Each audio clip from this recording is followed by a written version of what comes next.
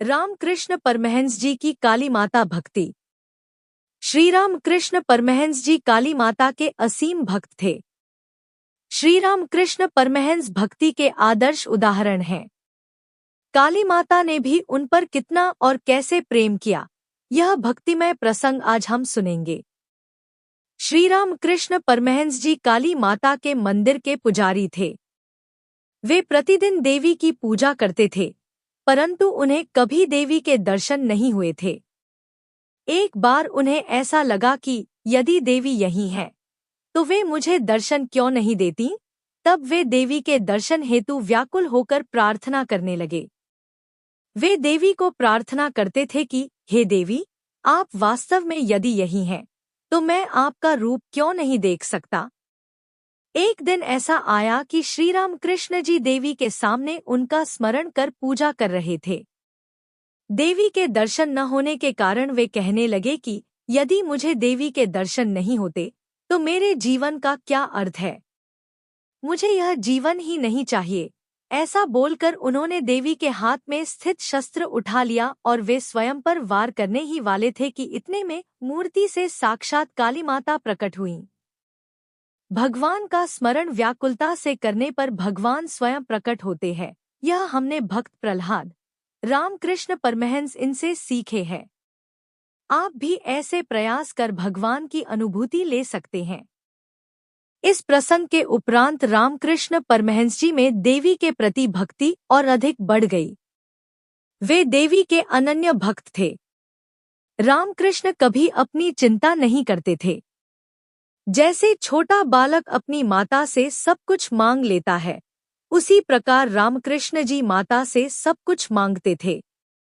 वे प्रत्येक कृत्य देवी की आज्ञा से ही करते थे।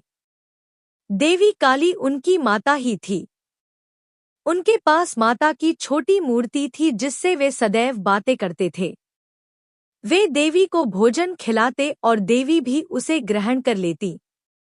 जब रामकृष्ण जी काली माता के अनुसंधान में रहते अर्थात उनका अखंड स्मरण करते थे, तब वे देहभान भूल इतना आनंदित होकर नाचते गाते थे कि कभी कभी वे अचेत हो जाते। इस प्रकार उनकी उच्च स्तर की भाव की अवस्था रहती थी, परंतु उनकी जीवन शैली तो लोगों को पागलों के जैसी लगती थी।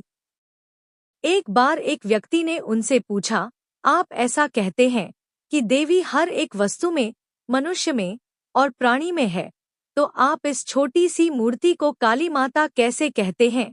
उस समय रामकृष्ण जी ने उससे पूछा, सूर्य पृथ्वी से कितना बड़ा है।